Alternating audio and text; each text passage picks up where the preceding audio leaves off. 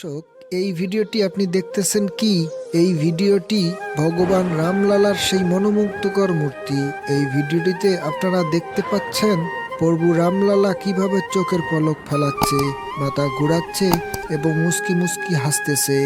রামলালার এ মনোমুগ্ধকর দৃশ্য পুরো বিশ্বকে আজ হতবাক করে দিয়েছে।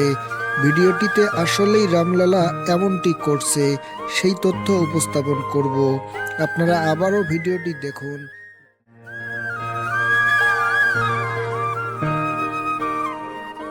রামলালা কি সুন্দরভাবে চোখের পলক ফেলাচ্ছে, এমনটাই দেখা যাচ্ছে ভিডিওটিতে। বন্ধুরা, পুরো ভারতবর্ষের জনতার দীর্ঘ অপেক্ষার পর 500 বছর পর রামলালা তার গৃহে এসেছে।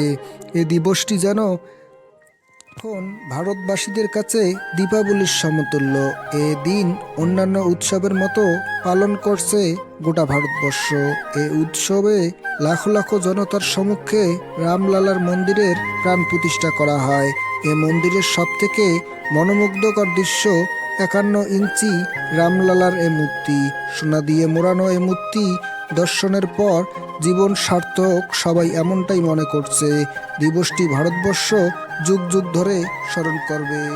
রামলালার মন্দিরে যে মূর্তিটি স্থাপন করা হয়েছে সেটি সাধারণ কোনো মূর্তি নয়, এটি কালো পাথরের দ্বারা তৈরি। এর মধ্যে এমন বিশেষ শক্তি রয়েছে যা যুগ যুগ ধরেও নষ্ট হবে না।